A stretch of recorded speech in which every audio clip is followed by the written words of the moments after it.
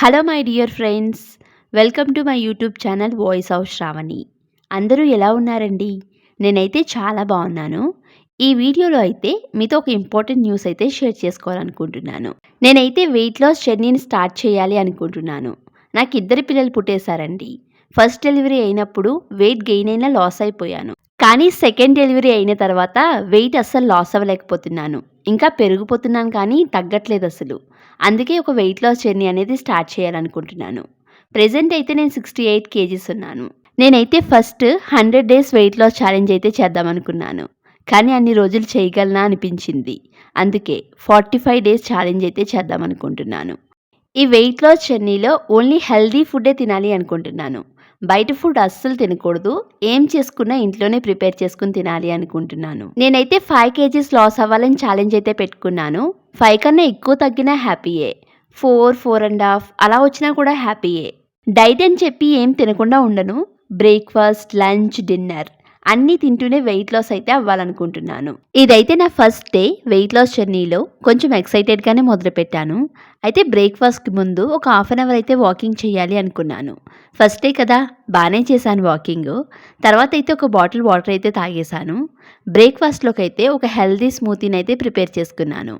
దీనికోసం అయితే ముందు రోజు నైటే బాదం, జీడిపప్పు, కిస్మిస్, pumpkin seeds, sunflower seeds, dates అయితే ఒకసారి వాష్ చేసి ఓవర్ నైట్ వదిలేశాను. ఇవే కాదు, మీకు నచ్చిన డ్రై ఫ్రూట్స్ ఏమైనా యాడ్ చేసుకోండి, లేనివి మానేయండి, ఉన్న వాటినే నానబెట్టుకోండి.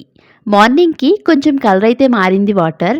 ఇప్పుడు మిక్సీ జార్లో వాటర్తో సహా డ్రై ఫ్రూట్స్ని వేసేసి బాగా వేడి చేసి చల్లార్చిన పాలు కూడా వేసుకుని ఒక బనానాని కూడా వేసి మిక్సీ పెట్టేస్తే మన హెల్తీ జ్యూస్ అయితే రెడీ అయిపోతుందండి. నేనైతే ఇలా జ్యూస్ తాగడం అయితే ఫస్ట్ టైం, ఎప్పుడూ తాగలేదు. జ్యూస్ రెడీ అయిపోయింది కదా, హనీ వేసుకుని బాగా కలుపుకుని తాగేయడమే. నిజం చెప్తున్నానండి, భలే నచ్చింది నాకు. చాలా బాగుంది. చాలా మంచి రెసిపీ అండి. నేనైతే మీకు ఇది సజెస్ట్ చేస్తాను తాగమని. మన హెల్త్కి కూడా చాలా మంచిది. హెయిర్ ఫాల్ అయ్యేవారు కూడా ఇది తాగితే వాళ్ళకి మంచి రిజల్ట్ వస్తుందంట. ఈ విషయం నేను యూట్యూబ్ ద్వారా తెలుసుకున్నాను. ఓసారి ట్రై చేయండి. నాకైతే మంచి ఫీల్ ఇచ్చింది జ్యూస్. నేనైతే ఒక గ్లాస్ జ్యూసే తాగాలి అనుకున్నాను.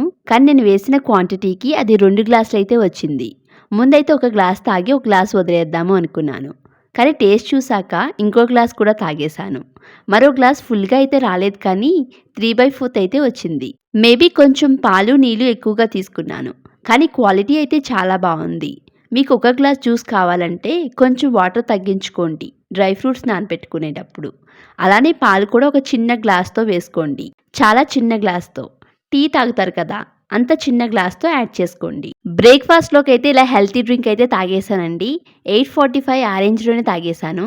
ఇక 10:15, 10:30కే కడుపులో ఆకలి అయితే స్టార్ట్ అయిపోయింది. ఎప్పుడు బ్రేక్ఫాస్ట్ చేస్తాను కదా, అందుకే ఆకలి అయితే వేసింది.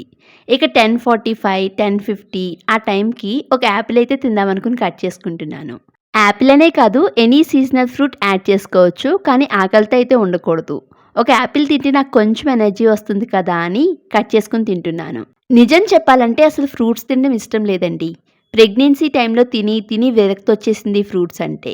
కానీ ఇప్పుడు మళ్ళీ డైట్ చేస్తున్నాను కదా, అందుకే తింటున్నాను.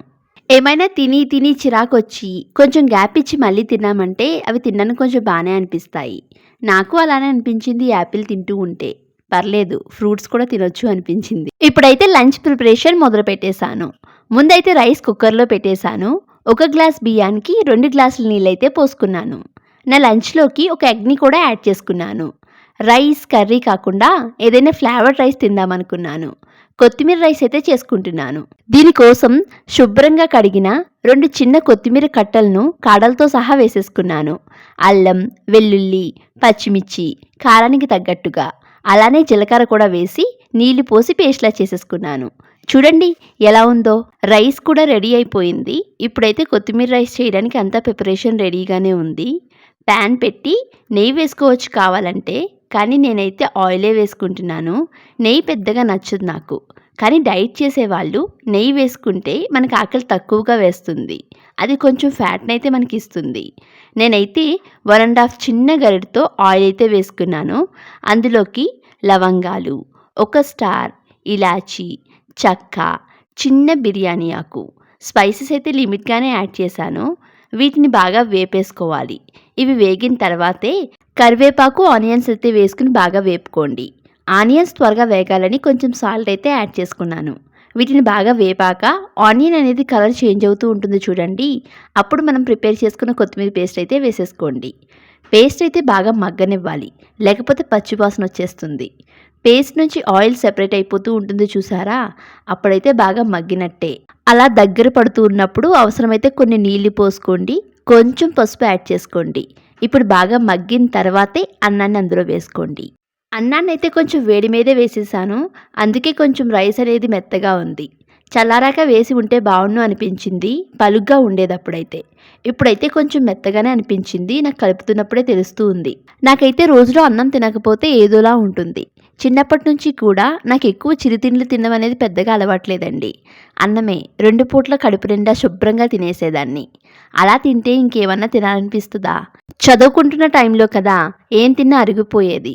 కాలేజ్కి వెళ్ళేటప్పుడు ట్రావెలింగ్ చేయడం, సరదాగా ఫ్రెండ్స్తో ఆడుకోవడం, అదే ఎక్సర్సైజ్ అయిపోయేది. కానీ పెళ్ళైన తర్వాత ఎక్కడికి వెళ్ళేదాన్ని కాదు. దాంతో పని అయిపోతే అలా కూర్చుని ఉండడం, టీవీ చూడడం అలానే ఉండిపోయేదాన్ని. దాంతో పెళ్ళైన మొదట్లో అయితే చాలా వెయిట్ గెయిన్ అయిపోయాను. కానీ ఎలాగోలా వెయిట్ అయితే లాస్ అయిపోయాను.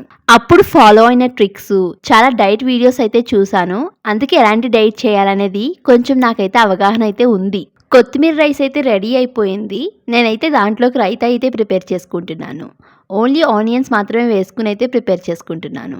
ఒక పక్క చిన్న పాపను చూసుకుంటూ, మరో పక్క ఇలా వంట చేసుకుంటూ షూట్ చేయడం అంటే చాలా కష్టంగా ఉంది. అందుకే ఓపిక లేక చాలా సింపుల్గా అయితే ఆనియన్ రైతా అయితే చేసేసుకున్నాను. ఇలా కర్రీ లేకుండా ఇలాంటి రైస్ చేసుకున్నానంటే కంపల్సరీ రైతా అయితే చేసుకుంటాను. బాగుంటుంది లాస్ట్లో తింటూ ఉంటే రైతాతో. నాకైతే చాలా నచ్చుతుంది అలా రైతాతో తినడం అయితే. అన్నీ ప్రిపేర్ అయిపోయాయి కదా, ఇప్పుడైతే తినేయడమే.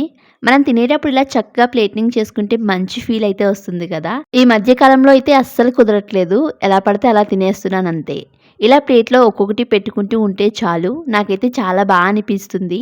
చూడండి, చూడ్డానికి ఎంతో బాగుంది కదా. కొత్తిమీర రైస్, ఎగ్, రైతా, ఇక మొదలెట్టేయడమే. అంటే నేనే తిన్నామనుకోండి. ఇలా కొత్తిమీర రైస్ చేయడం అయితే ఇది రెండోసారి. పెద్దగా ఎప్పుడు చేయని కొత్తిమీర రైస్ని అయితే మీరు ట్రై చేయండి. పిల్లలకి హెల్తీగా ఎప్పుడైనా పెట్టాలనిపించినా, లంచ్ బాక్స్లోకైనా చాలా మంచి రెసిపీ. చాలా క్విక్గా కూడా అయిపోతుంది. ఇంట్లో పెద్దగా ఏమీ లేనప్పుడు ఇది చాలా సింపుల్గా కూడా ప్రిపేర్ చేసేసుకోవచ్చు. నేనైతే టీవీ చూస్తూ తింటాను. బాగా అలవాటైపోయింది సీరియల్స్ చూడడం మధ్యాహ్నం. ఈ మధ్యకాలంలో మొగల్ రేకులు, చక్రవాకం సీరియల్స్ అయితే మళ్ళీ వస్తున్నాయి కదా, అవైతే కంపల్సరీ చూస్తాను. అస్సలు మిస్ అవ్వను ఒక ఎపిసోడ్ కూడా. చాలా నచ్చుతున్నాయి ఆ సీరియల్స్ నాకైతే. మొత్తానికి నా లంచ్ అయితే ఫినిష్ అయిపోయిందండి. ఇంకో విషయం, వాటర్ అయితే తాగుతూ ఉండండి. 2-2.5 లీటర్లు అయితే తాగండి రోజులో. మన బాడీలో 70% వాటరే ఉంటుంది. ఈ విషయం అందరికీ తెలిసిందే. ఈ విషయాన్ని చిన్నప్పుడు నాకు ఎవరో చెప్పినప్పుడు ఫస్ట్ నాకు ఏమనిపించిందో తెలుసా? బాడీలో 70% వాటరే ఉంటే ఇంకెందుకు తాగడం అని అనిపించింది. ఇది జోక్, ఇక్కడ మీరు నవ్వచ్చు. ఈ థాట్ మీలో ఎవరికైనా ఎప్పుడైనా వచ్చిందా? ఇక ఈవినింగ్ స్నాక్లోకి అయితే పల్లీలు వేయిస్తున్నాను. ఇవన్నీ ఒకేసారి తినేయడానికి కాదు, ఇంట్లోకి ఉంటాయని వేయిస్తున్నాను అంతే. ఈ పల్లీల గురించి ఇంగ్లీష్లో ఒక సెంటెన్స్ అయితే ఉంది. పూర్ పీపుల్ రిచ్ ఫుడ్ అంటారు దీన్ని. సెంటెన్స్ సరిగ్గా చెప్పానో లేదో తెలియదు కానీ సాధారణ జీవితం గడిపేవారు కూడా కొనుగోలు చేసే అంత రేట్కే వస్తుంది హై ప్రోటీన్ అని దీని అర్థం. అందుకే అలా అంటారు. రోజుకి పిడికిడి పల్లీలు తింటే చాలా మంచిది. మహాత్మా గాంధీ గారు రోజుకు పిడికిడి పల్లీలు అయితే తినేవారట. నేనైతే దీన్ని ఎక్కడో చదివాను. పల్లీల్లోకి అయితే కొంచెం బెల్లాన్ని యాడ్ చేసుకుని తింటే చాలా బాగుంటుంది. నేను కూడా పిడికిడి పల్లీలు తిన్నాను ఈరోజు స్నాక్లోకి అయితే. నాకైతే 7 అవ్వబోతుకే ఘోరంగా అయితే ఆకలేసేసింది. కొంచెమే తినాలనుకున్నాను కానీ నాకేసిన ఆకలికి స్ట్రాంగ్గా ఏమైనా తినాలనుకుని ఊతప్ప వేసుకోవాలనుకుంటున్నాను. ఆల్రెడీ ఇంట్లో ఇడ్లీ పిండి అయితే ఉంది. నాకు వేసిన ఆకలికైతే 2 ఊతప్పాలు వేసుకోవాలనుకున్నాను. కానీ 2 అయితే ఎక్కువైపోతాయి, ఇంకేం డైట్ అనుకుని ఒకటే లావుగా వేసుకున్నాను. నిజం చెప్పాలంటే ఇవి 2 అవుతాయి. కానీ ఒకే దోస తినాలనే సాటిస్ఫాక్షన్ ఉంటుంది కదా, అందుకే. ఇక దోస వేసుకున్న వెంటనే చాలా ఆకలి మీద ఉండడంతో ఫాస్ట్గా అయితే తినేసాను. మొత్తానికైతే తినేసి మజ్జిగ కూడా తాగేశాను. ఇది వెయిట్ లాస్ జర్నీలో నా ఫస్ట్ డే. ఇంకా 44 రోజులైతే ఉన్నాయి. ఎలా చేస్తానో ఏంటో మీరే చూడండి. ఈ వీడియో మీకు నచ్చిందా? వీడియో నచ్చితే ఒక లైక్ ఇచ్చి నా ఛానల్ అయితే సబ్స్క్రైబ్ చేసుకోండి. మీరు ఇచ్చే ఒక్క లైక్ నా ఛానల్కి అయితే మంచి బూస్ట్ ఇస్తుంది. నా ఛానల్ ఈ వీడియోని ఎక్కడా స్కిప్ చేయకుండా చూసిన వారికి థ్యాంక్ యూ సో మచ్. నా ఛానల్ పేరు అయితే గుర్తుపెట్టుకోండి, voice of Sravani. Okay, bye friends.